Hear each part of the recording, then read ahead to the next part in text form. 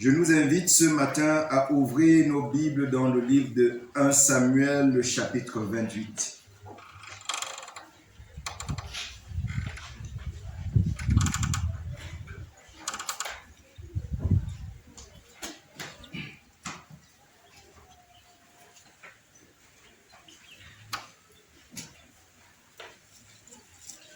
On va commencer à partir du verset 3.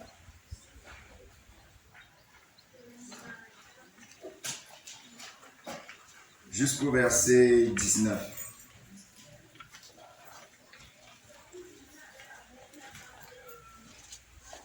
On va même un peu aller un peu plus. Je vais l'arrêter quand... Lisons-le ensemble. 1 Samuel, le chapitre 28, à partir du verset 3. Samuel était mort. Tout Israël l'avait pleuré. Et on l'avait enterré à Rama, dans sa ville. Saül avait ôté du pays ceux qui évoquaient les morts et ceux qui prédisent l'avenir. Les Philistins se rassemblèrent et vinrent camper à Sunem. Saül rassembla tout Israël et il campait à Gilboa. À la vue du camp des Philistins, Saül fut saisi de crainte et un violent tremblement s'empara de son cœur. Saül consulta l'Éternel et l'Éternel ne lui répondit point, ni par des songes, ni par l'Urim, ni par les prophètes.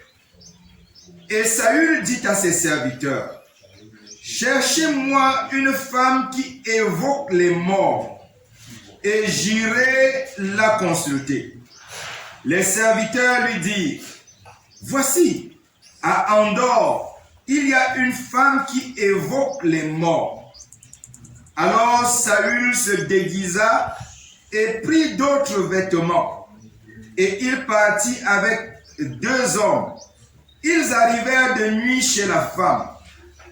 Saül lui dit, « Prédis-moi l'avenir en évoquant un mort, et fais-moi monter celui que je te dirai. » La femme lui répondit, « Voici, tu sais ce que Saül a fait, comment il a retranché du pays ceux qui évoquent les morts et ceux qui prédisent l'avenir. Pourquoi donc tends-tu un piège à ma vie pour me faire mourir? » Saül lui jura par l'Éternel en disant, « L'Éternel est vivant, il ne t'arrivera point de mal pour cela. » La femme dit, « Qui veux-tu que je te fasse monter? » Et il répondit, « Fais-moi monter Samuel. » Lorsque la femme vit Samuel, elle poussa un grand cri et elle dit à Saül, « Pourquoi m'as-tu trompé? Tu es Saül. » Le roi lui dit, « Ne crains rien, mais vois-tu? » La femme dit à Saül, pardon, dit, « Ne crains rien, mais que vois-tu? » La femme dit à Saül, « Je vois un Dieu qui monte de la terre. » Il lui dit, « Quelle figure a-t-il? » Et elle répondit, « C'est un vieillard qui monte et il est enveloppé d'un manteau. » Saül comprit que c'était Samuel et il s'inclina le visage contre terre et se prosterna. Samuel dit à Saül, « Pourquoi m'as-tu troublé en me faisant monter? » Saül répondit, « Je suis dans une grande détresse. Les Philistins m'ont fait la guerre et Dieu s'est retiré de moi. Il ne m'a répondu ni par les prophètes, ni par des songes, et je t'ai appelé pour que tu me fasses connaître ce que je dois faire. Samuel dit, pourquoi donc me consultes-tu? Puisque l'Éternel s'est retiré de toi et qu'il est devenu ton ennemi. L'Éternel te traite comme je te l'avais annoncé de sa part. L'Éternel a déchiré la royauté d'entre tes mains et l'a donnée à un autre, à David. Tu n'as point obéi à la voix de l'Éternel et tu n'as point fait sentir à Amalek l'ardeur de sa colère. Voilà pourquoi l'Éternel te traite aujourd'hui de cette manière. Et même l'Éternel livrera Israël avec toi entre les mains des Philistins. Demain, toi et tes fils, vous serez avec moi. Et l'Éternel livrera le camp d'Israël entre les mains des Philistins. Amen. Le texte est un peu long, mais je voulais le lire jusque-là. Dieu veille sur sa parole pour l'accomplir. Dieu veille sur sa parole pour l'accomplir. Nous les hommes, c'est comme si il arrive des moments où on veut amener Dieu à notre niveau. Il y a des moments où nous les hommes, nous croyons que Dieu va se rabaisser et il va venir à notre niveau et il va faire comme nous faisons. Mais Dieu est égal à lui-même. Dieu est le même hier, aujourd'hui et éternellement. Il ne change pas. Nous les hommes, nous pouvons varier. Nous les hommes, nous pouvons chavirer. Nous les hommes, nous pouvons à un certain moment même nous améliorer. Mais Dieu reste égal à lui-même. C'est à nous de comprendre Dieu comme il est. Pas Dieu, de dire à Dieu qu'il doit nous comprendre comme nous sommes. Parfois nous disons à Dieu, il faut que toi tu me comprennes comme moi je suis. S'il est vrai que Dieu connaît et il comprend tous les hommes, mais son objectif n'est pas de faire de nous les dieux et lui, notre serviteur. Et c'est la raison pour laquelle, comme la parole de Dieu dit, tout ce qui a été écrit l'a été pour notre instruction. La Bible que nous avons en main nous a été donnée pour nous instruire. L'Ancien Testament, une partie, ou bien l'Ancien Testament qui nous a été donné pour nous instruire. Et au travers des histoires que nous lisons dans la Bible, nous devons tirer des principes. Nous devons tirer des instructions. Et ces instructions-là sont tellement nécessaires pour nous. Si nous voulons marcher avec Dieu, si nous voulons plaire à Dieu, ces instructions-là sont tellement nécessaires pour nous.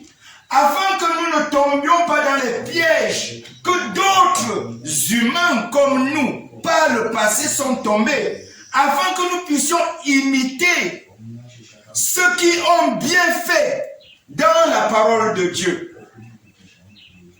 Comme je nous le disais, ce sur quoi Dieu a donné son honneur, ce sur quoi Dieu a donné sa garantie, c'est sa parole. Ce n'est pas tes pensées, ce n'est pas ce que la société dit, ce n'est pas la tradition Ce n'est rien de tout ça que Dieu s'appuie pour gouverner le monde. Dieu, pour gouverner le monde, se fonde sur sa parole. Les hommes, les uns et les autres peuvent dire un certain nombre de choses. Ça les engage. Ça n'engage en rien Dieu. Dieu ne se soucie en rien, même s'ils mettent entre parenthèses Dieu là-dedans. Même s'ils mettent Dieu là-dedans, ça ne l'engage en rien. Ce qui engage Dieu, c'est sa parole. Et au travers de ces quelques versets que nous allons lire, nous verrons si Dieu, lui, est resté dans les engagements de sa parole. Dans le texte que nous venons de lire, on parle du roi d'Israël. Et le roi d'Israël est dans une situation de guerre. Les autres rassemblent leurs troupes, ou bien ses ennemis rassemblent leurs troupes. Et lui aussi, il rassemble ses troupes. Quand lui, il voit les troupes de ses ennemis, il entre dans une peur terrible. Et il se met à consulter l'Éternel. Mais le texte nous dit que quoi? L'Éternel ne lui a pas répondu. Et c'est là qu'il décide d'aller voir une voyante. Vous savez, il n'y a rien de nouveau sous le soleil. Parfois, quand nous lisons des histoires, nous croyons que moi je rends grâce à la parole de Dieu parce que la parole de Dieu nous montre les choses telles qu'elles sont. Aujourd'hui, est-ce qu'il n'y a pas les devins? Est-ce qu'il n'y a pas des personnes? Il y a même plusieurs supports aujourd'hui de divination. Ceux qui ont les téléphones portables, on va parler des astrologues. On va parler même ici chez nous, on va parler des gens qui lancent les coris. On va même parler des gens qui versent l'eau dans la bassine pour lire, pour voir. Est-ce que ce ne sont pas des phénomènes qu'il y a autour de nous? Est-ce que ce ne sont pas des phénomènes que nous en avons entendu parler? Ce sont des phénomènes que nous en avons entendu parler. Ce sont des pratiques que nous avons vues. Mais quel est le point de vue de l'Éternel par rapport à ces pratiques-là? Qu'est-ce que Dieu lui il dit par rapport à ces pratiques-là? Surtout si nous sommes de son peuple. Lisons un peu la parole de Dieu sur ce sujet. Ouvrons un peu nos Bibles dans le livre de Ésaïe, le chapitre 8, le verset 20. Ésaïe, le chapitre 8, les versets 19 au verset 20. Et une autre personne lira Lévitique, le chapitre 20, le verset 6. Lisons ensemble.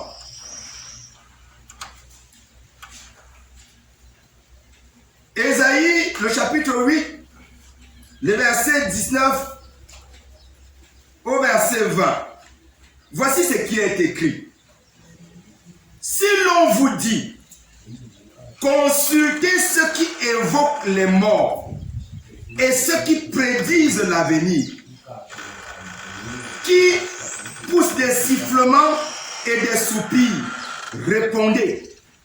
Un peuple ne consultera-t-il pas son Dieu? S'adressera-t-il aux morts en faveur des vivants? À la loi et au témoignage. Si l'on ne parle pas ainsi, il n'y aura point d'aurore pour le peuple. Lévitique, le chapitre 20, le verset 6. Lisons ensemble ces deux textes.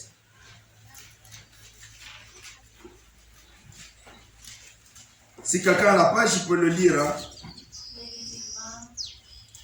Le verset 6.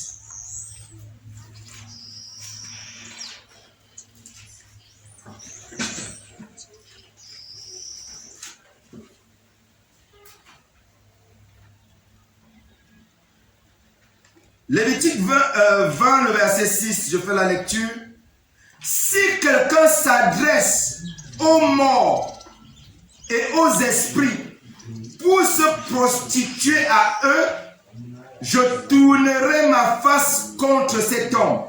Je le retrancherai du milieu de son peuple. Telle est la parole de Dieu. Tel est l'engagement de Dieu. Dans le premier texte, il dit, si l'on vous dit, consultez ceux qui évoquent les esprits et les morts, ne répondez à ces personnes-là. Il dit, à la loi et aux prophètes. Ça veut dire que quoi? Vous devrez dire, non, nous ne devons pas nous tourner vers ceux qui évoquent les esprits. Celui vers qui nous devons nous tourner vers la parole de Dieu pour avoir des réponses à tous les problèmes que nous pouvons avoir. C'est un peu l'esprit de ce que Ésaïe veut nous donner de comprendre. Et dans le livre de Lévitique, il va encore plus loin. Et il dit, si quelqu'un se tourne vers les esprits et vers les morts pour se prostituer avec eux, il dit, je le retrancherai. Ça veut dire que Dieu dit que quoi? Je vais le tuer. Parlons un peu plus terre à terre de cette manière-là. Je vais le retrancher du milieu de son peuple. Ça veut dire que pour nous qui sommes les enfants de Dieu, Dieu nous proscrit. Dieu ne nous invite pas à aller dans ce sens-là. Est-ce que Saül le savait? Oui, Saül le savait. Saül savait cela. Et Saül même, pendant un certain temps, dans son royaume, a chassé les personnes qui travaillaient dans ce sens-là. Les personnes qui faisaient ce genre de pratique. Saül les a chassés. Mais voilà donc Saül qui les a chassés, qui a fait cela. Est-ce que c'était juste de chasser ces personnes qui ne font pas la volonté de Dieu en tant que roi? Oui, c'était une bonne chose pour lui en tant que roi de dire, je veux qu'on honore Dieu et je ne veux pas des pratiques qui ne l'honorent pas. Puisqu'il ne le veut pas, nous ne devons pas aller dans ce sens-là. Mais cependant, il y a eu problème. Je dis ça pour dire premièrement que quoi? Le premier principe, c'est que quoi? Ce qui engage Dieu, c'est sa parole. Et je nous montre ici ce pourquoi Dieu s'est engagé. Que ce soit dans le livre d'Ésaïe, que ce soit dans le livre de Lévitique, voilà ce que Dieu lui, il a dit. Et premièrement, Saül a agi dans ce sens-là. Mais il y a un autre principe que nous devons retenir. Dieu ne veut pas qu'aujourd'hui on dit qu'on est avec lui. Et demain nous sommes en train de pratiquer le mal. Et on dit que bon, comme j'étais avec Dieu là, ça va. Dieu va me comprendre. Dieu n'acceptera jamais ça. Même pour ses enfants. Je vais nous donner un peu de le comprendre. Lisons un peu dans le livre d'Ézéchiel. Ézéchiel, le chapitre 33. Ézéchiel, le chapitre 33.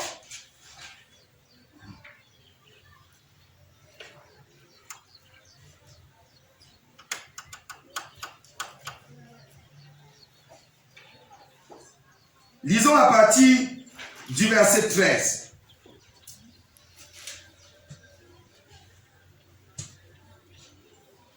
Il dit, lorsque je dis au juste qu'il vivra, s'il se confie dans sa justice et commet l'iniquité, toute sa justice sera oubliée.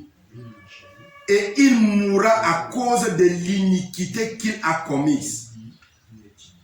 Lorsque je dis au méchant, tu mourras, s'il revient de son péché et pratique la droiture et la justice, s'il rend le gage, s'il restitue ce qu'il a ravi, s'il suit les préceptes qui donnent la vie, sans commettre l'iniquité, il vivra, il ne mourra pas.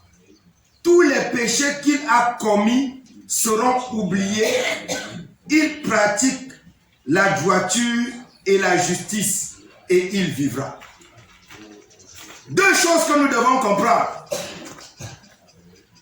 Dans notre vie, il y a un principe qu'on peut dire. Il y a des gens qui parlent de leur foi chrétienne toujours au passé.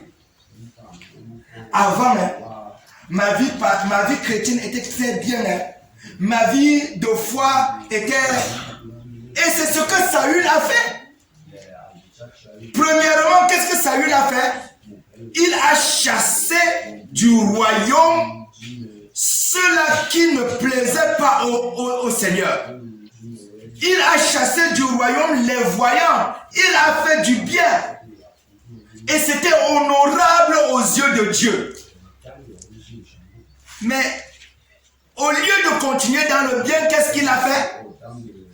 Il s'est détourné de la justice. Il s'est détourné des voies droites. Pour faire quoi? Pour faire ce qui n'honore pas Dieu. Pour faire ce qui ne glorifie pas Dieu. Comment Dieu devrait agir envers lui? Dans le texte, cela est vrai. Je vais aller de deux côtés.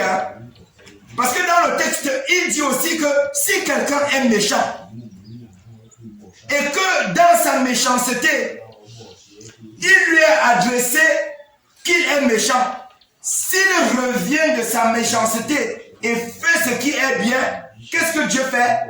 Dieu lui donne la vie, il vivra. Donc, ça c'est un principe que nous devons retenir, que nous devons également appliquer à notre vie. C'est une instruction que nous pouvons tirer de ce texte. Nous ne pouvons pas dire, j'ai donné ma vie au Seigneur. Bon, avant, je vivais bien avec le Seigneur, mais maintenant là, bon, je vais laisser. Et pensant que quoi? Le Seigneur va nous laisser tranquille. Pensant que le Seigneur ne réagira pas par rapport à cela. Non, le Seigneur réagira. Il ne manquera pas de réagir. Comme c'est le cas pour Saül. Quand Saül s'est éloigné donc de Dieu,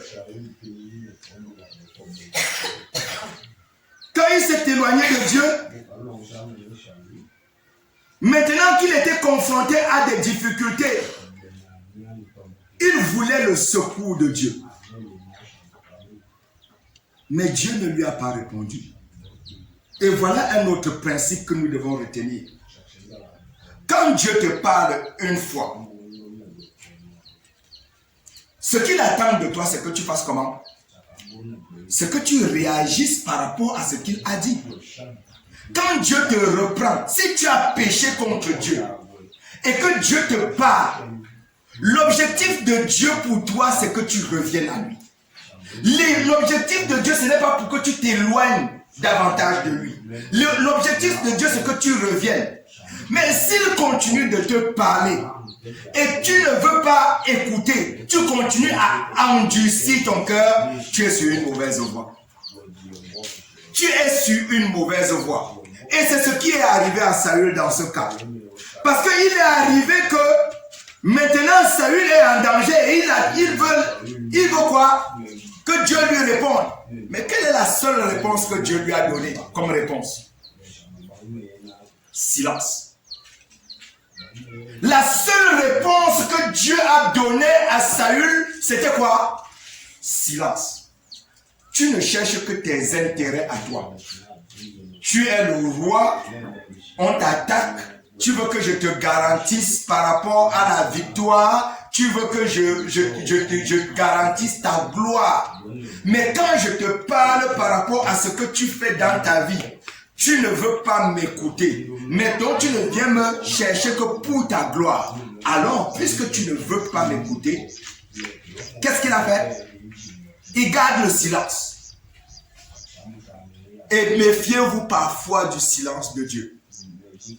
Méfions-nous parfois du silence de Dieu.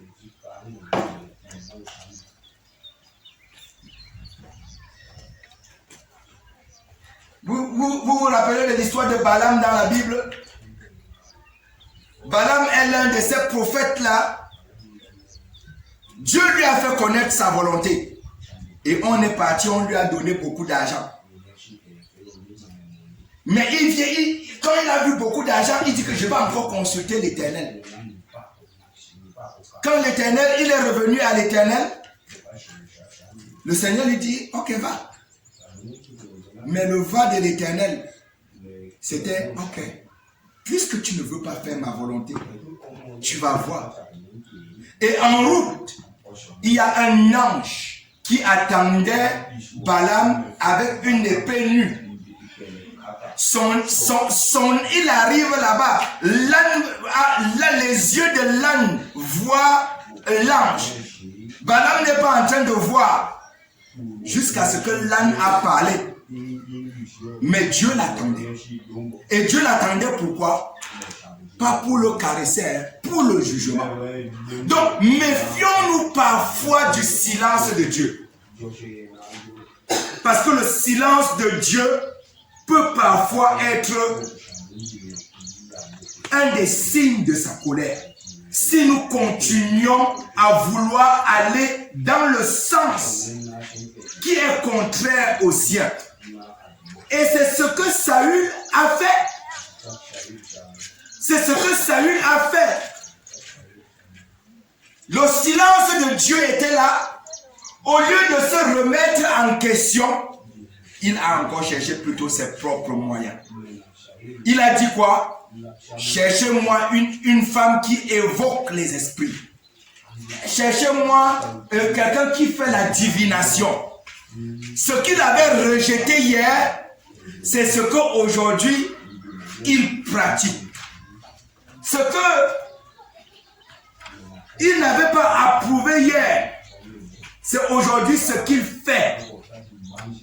Non, Dieu ne va pas s'appuyer sur sa justice d'hier. Sa méchanceté d'aujourd'hui se lève contre lui. Sa désobéissance d'aujourd'hui se lève contre lui. Et dans sa volonté permissive, Dieu a permis que Saül vienne.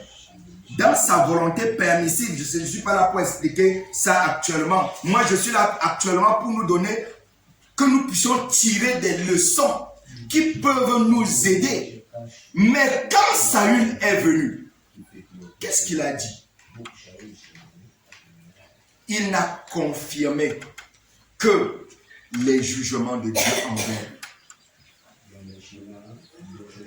Il n'a fait que confirmer et il lui a même donné une date un peu plus précise. Demain, toi et tes fils, vous allez me retrouver de ce côté-ci. Ça veut dire demain vous allez mourir. Demain vous mourrez. Mais à quoi cela est-il dû? Cela est arrivé pourquoi?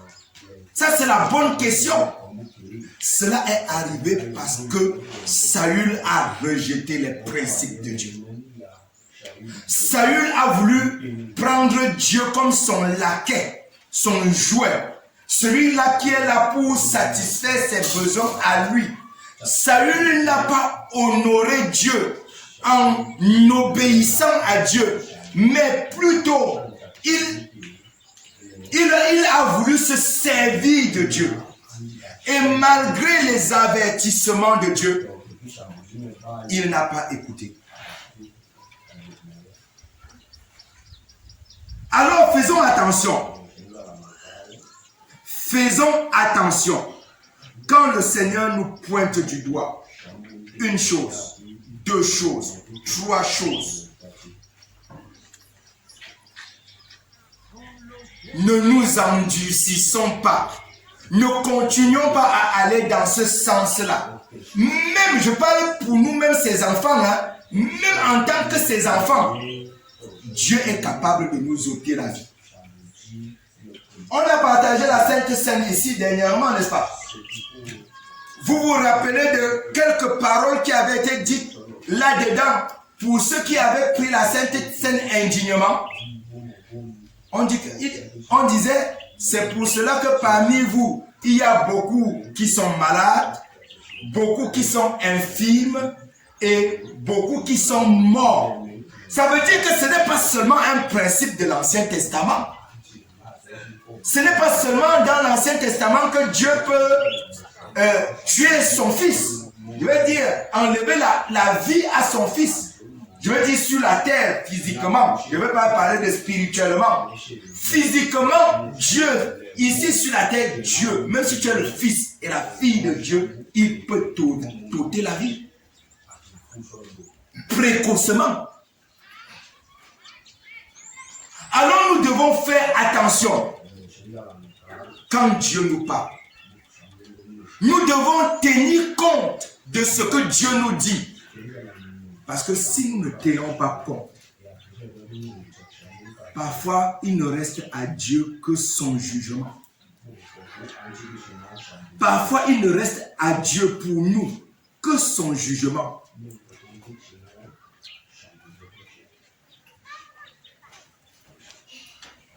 C'est la raison pour laquelle Dieu travaille afin que quoi? Nous puissions le connaître.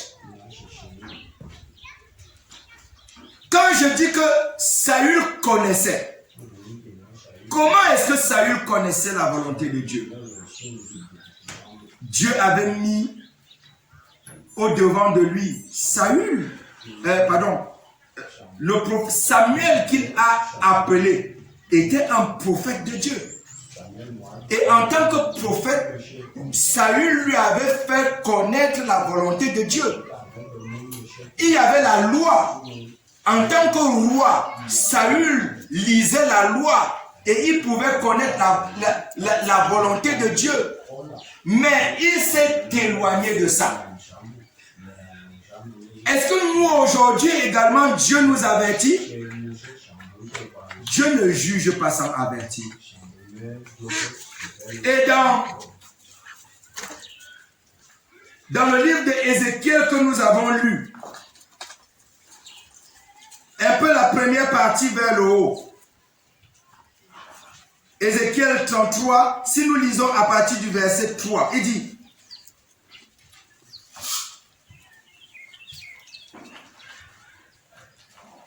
bon, lisons à partir du verset 2. Fils de l'homme, parle aux enfants de ton peuple et dis-leur: lorsque je fais venir l'épée sur un pays et que le peuple du pays prend dans son sein un homme et l'établisse comme sentinelle, si cet homme voit venir l'épée sur le pays, sonne la trompette et avertit le peuple. Et si celui qui entend le son de la trompette ne se laisse pas avertir et que l'épée vienne à le surprendre, son sang sera sur sa tête. Il a entendu le son de la trompette et il ne s'est pas laissé avertir. Son sang sera sur sa tête. S'il se laisse avertir, il sauvera son âme. Si la sentinelle voit venir l'épée et ne sonne pas de la trompette, si le peuple n'est pas averti et que l'épée vienne enlever à quelqu'un la vie, celui-ci périra à cause de son iniquité, mais je redemanderai son sang à la sentinelle. Sommes-nous les sentinelles les uns des autres? Pardon. Devons-nous nous avertir les uns les autres? devons-nous laisser les uns et les autres vivre leur vie seulement comme ça? Non. Nous sommes les sentinelles les uns pour les autres. Et c'est la raison pour laquelle, pour que nous puissions connaître la volonté de Dieu, Dieu permet que nous puissions avertir les uns et les autres. Mais quand nous avertissons les uns et les autres, ce n'est pas parce que nous disons que nous sommes trop justes, que nous sommes trop bons, que nous sommes plus parfaits. Non. En nous avertissant les uns les autres, c'est pour que nous puissions progresser ensemble les uns les autres. C'est pour que nous ne demeurions pas dans ce qui peut appeler le jugement de Dieu sur nous. Mais si nous disons et que les autres ne se laissent pas avertir, si je parle et que tu ne te laisses pas avertir, tu seras responsable du fait que tu ne t'es pas laissé avertir. Tu seras responsable parce que tu as écouté, mais comme je dis souvent, ce que tu as écouté était comme l'eau sur le dos du canard. Vous connaissez l'eau sur le dos du canard? Le canard aime trop ça. Même quand il pleut beaucoup, le canard, au lieu de fuir comme la poule, le canard est là sur la pluie. La pluie n'est pas que tombée, il est là comme s'il n'y avait rien. Après quelques temps, le canard fait que ça, tout l'eau là c'est sec. C'est comme s'il n'avait rien fait. Ne soyons pas comme le canard sous la pluie. La parole de Dieu vient pour entrer en nous, pour avoir de l'effet en nous. Elle n'est pas seulement donnée pour nos têtes. Elle est donnée pour nos têtes, pour que nous puissions comprendre, c'est vrai, mais pour que nous puissions également vivre de cette manière-là. Et si nous n'allons pas dans ce sens-là, je parle là surtout pour ceux qui sont même enfants de Dieu, le jugement de Dieu nous attend. Dieu ne nous laissera pas tranquilles parce que nous sommes ses enfants. Il est égal à lui-même. S'il l'a fait à Saül, pensez-vous qu'il ne le fera pas pour toi et pour moi? Et Saül, toi et moi-même, nous sommes, mais ça n'est pas selon l'apparence. Il pouvait dire, c'est quand même le roi. Bon, je vais quand même accepter le roi, je ne vais pas traiter le roi comme... Mais Dieu ne juge pas selon l'apparence. Il juge selon le cœur. Que tu sois roi, que tu sois père, mère, enfant, il juge selon le cœur. Alors Dieu veut de nous la constance. Il ne veut pas qu'aujourd'hui, on soit dans la justice et demain, nous soyons plutôt dans quoi? Le désordre. Dieu attend de nous la constance dans notre marche chrétienne. Et comment serons-nous dans la constance? Comment pouvons-nous vivre dans la constance? Est-ce qu'on peut vivre dans la constance devant Dieu? C'est-à-dire que au même niveau chaque fois, oui, nous pouvons. Il ne s'agit pas d'être parfait, mais il s'agit de s'examiner chaque jour. Il s'agit de marcher dans la présence de Dieu chaque jour. Il s'agit de marcher avec Dieu à tout instant en te questionnant. Lisons un peu 1 Jean. Et c'est là qu'on va terminer.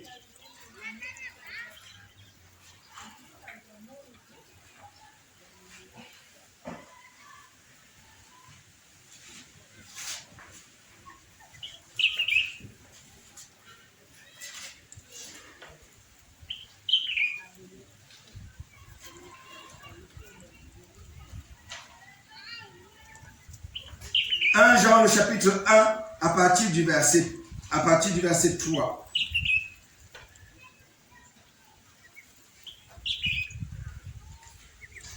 Lisons-le ensemble. Ce que nous avons vu et entendu, nous vous l'annonçons à vous aussi, afin que vous aussi, vous soyez en communion avec nous. Or, notre communion est avec le Père et avec son Fils, Jésus-Christ. Et nous écrivons ces choses afin que notre joie soit parfaite. Verset 5. La nouvelle que nous avons apprise de lui et que nous vous annonçons, c'est que Dieu est lumière et qu'il n'y a point en lui de ténèbres. Si nous disons que nous sommes en communion avec lui et que nous marchons dans les ténèbres, nous mentons et nous ne pratiquons pas la vérité. Mais si nous marchons dans la lumière comme il est lui-même dans la lumière, nous sommes mutuellement en communion et le sang de Jésus, son Fils, nous purifie de tout péché. Pouvons-nous marcher dans la constance avec Dieu? Oui, c'est possible. Pouvons-nous marcher dans la lumière de Dieu? Je dis qu'il ne s'agit pas d'être parfait. Si nous sommes dans la communion avec Dieu et que chaque jour on cherche ce que Dieu veut de nous, chaque fois il va nous éclairer. Et chaque fois qu'il va nous éclairer, nous verrons ce qui ne l'honore pas en nous. Et quand nous verrons ce qui ne l'honore pas en nous et que nous nous repentons, son sang nous purifie et nous continuons à marcher avec lui. Mais si nous voulons faire comme Saül et ne compter que sur notre justice passée, le jugement de Dieu ne manquera pas de s'abattre sur nous. Je crois que ce qui est arrivé dans la vie de Saül doit interpeller chacun de nous. Et je nous l'ai dit, Dieu est le même hier, aujourd'hui et éternellement. Dieu, ce ne sont pas seulement que des paroles. C'est vrai que nous sommes arrivés à la fin des temps. Et beaucoup de personnes se disent chrétiennes. Mais ce n'est pas ça qui change Dieu. Ce n'est pas ça qui va changer Dieu. Non. Dieu lui est resté égal à lui-même. Tout à l'heure, là, dans notre école du dimanche, Dieu attend le fruit. Il n'attend pas seulement les dits. Il n'attend pas seulement que tu dises que je suis un enfant de Dieu. Il attend aussi voir les fruits. Et si tu ne produis pas les fruits, peut-être qu'il est bon pour toi de te poser la question. Je suis même sur quelle qualité d'arbre? Quelle est la qualité d'arbre sur laquelle moi je suis? Suis-je sur l'arbre de Dieu qui doit produire l'amour, la joie, la paix, la bonté? Ou bien je suis sur... On appelle ça comment? Quel est l'arbre ici qui produit les fruits amers? Ma femme m'a donné quelques graines de fruits. Là, elle m'a dit que l'arbre là, c'est amer jusqu'à... L'autre fruit, l'autre arbre là, c'est comment ici? On appelle ça comment? Oh, tu ne connais pas? Bâle. Hein? Si tu es là-dessus, tu vas voir que tu poses-toi et cela va t'indiquer que le Seigneur nous aide, mes frères, afin que nous comprenions ces vérités. La première vérité, c'est que Dieu se fonde sur sa parole. Dieu est engagé par sa parole. Il n'est pas engagé par nos sentiments. Il n'est pas engagé par ce qu'il y a autour de nous. La deuxième vérité, c'est que quoi? Ne vivons pas notre vie chrétienne au passé. Ne disons pas seulement ma vie chrétienne était bien avant. Parce que si tu disais que tu sais avant et que actuellement ta vie chrétienne n'honore pas Dieu, Dieu t'appelle afin que tu revives comme tu vivais. Sinon, le jugement de Dieu t'attend. Sinon, c'est ça qui t'attend. Dieu attend de nous que nous soyons constants. Et pour cela, il veut que nous nous avertissions les uns les autres. Ne vis pas ta vie chrétienne comme ah c'est sa foi là-bas, ah c'est pour lui là-bas, ou bien comme chacun peut avoir sa foi de son côté. Nous tous, ce sur quoi notre foi doit être fondée, c'est la parole de Dieu. C'est pas autre chose. C'est sur elle. Marchons dans la présence de Dieu et le nom de Dieu sera glorifié en nous. Que le Seigneur nous aide dans ce sens-là, mes frères. C'est vrai que de plus en plus, le mal grandit, même dans la foi chrétienne, et que l'amour a tendance à se refroidir. Mais ma prière, c'est que ton amour ne refroidisse pas, malgré tout ce qu'il y a autour de toi. Ma prière, c'est que tu restes constant, que tu restes dans la vérité de Dieu et que tu pratiques la vérité de Dieu. Tu ne seras pas déçu si tu vas dans ce sens-là.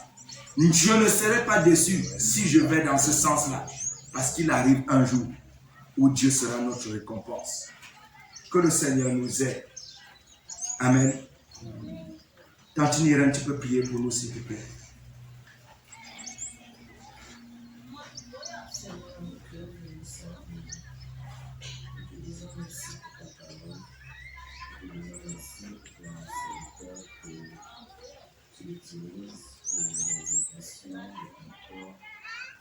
Seigneur, comme tu le dis, c'est bien si nous connaissons ces choses-là, mais nous serons plus heureux si nous les pratiquons. Dans ce jour, explicitement, Seigneur, tu nous rappelles que ta parole est vérité, que ta parole est liée et elle-même, que ce que toi tu as dit, s'accomplira toujours. Seigneur, nous donne un élément qui verra à travers ce que tu as dit, malgré ton amour pour le monde. Dans ce matin, Seigneur, tu nous fais comprendre que tu veux l'obéissance totale de tes enfants. Dans chaque instant, il faut que nous continuions à obéir tel que ta parole demande, et notre faire l'obéissance complète. Seigneur, je veux que nous soyons consistants dans notre attitude vis-à-vis de ta parole. Quand nous commençons dans le bien, Seigneur, c'est dans le temps. Je veux que nous continuions dans le bien jusqu'au jour où tu nous appelles et tu reviens dans ton église. Alors, Papa, nous te supplions, si cela doit arriver, ce ne sera que par ta grâce, que tu nous soutiens, tu nous tiens la main, que tu nous aides, que tu transformes nos cœurs, et là où nos cœurs deviennent pierres, Seigneur, et tu nous rappelles que tu veux notre cœur de chair, là où la semence tombe, Seigneur, que ça puisse produire des fruits. Comme tu nous disais déjà depuis l'école du dimanche, un secours, notre aide-nous. Nous ne voulons pas être comme salut, Seigneur, qui a bien commencé depuis la terre maintenant. Car tu nous as dit aujourd'hui, à travers le lycée, que si nous commençons notre bien et que nous faisons pas, Seigneur, ça sera comme si nous n'avons jamais bien fait. Car, oh mon Dieu, mon Père, le jugement sur nous sera énorme. Nous t'en supplions. Nous ne voulons pas tomber en prière. Nous voulons considérer jusqu'à la fin d'une façon qui te plaise à toi. Et nous t'en supplions, aide-nous. Aide chacun de nous à être focalisés, Seigneur, sur tes principes. Et de mettre tes principes respectueux vraiment de Dieu, Seigneur, en pratique, pour que tu puisses nous regarder et que tu puisses dire, n'avez-vous pas vu mes enfants bien-aimés en qui j'ai confiance, en qui j'ai confiance. C'est Seigneur, ça c'est notre souhait. Aide-nous à être comme ça. Bénis ton Église, Seigneur. Bénis chacun de nous. Aide-nous à être très, très éveillés, très à Dieu, éveillés par rapport aux choses qui ne te plaisent pas. Mais dans notre cœur, un amour, Seigneur, qui abondant dans notre cœur. Mais aussi, mets dans notre cœur la haine et la sensibilité vis-à-vis des péchés, vis-à-vis de tout ce qui va nous éloigner de toi, comme a fait ton fils Saül. Seigneur, je t'en supplie. Garde-nous sur tes pas, aide-nous à porter le bon sentiment, et que ton nom seul soit glorifié à travers ton Église, au nom puissant de Jésus. Amen. Que le Seigneur nous aide. Amen.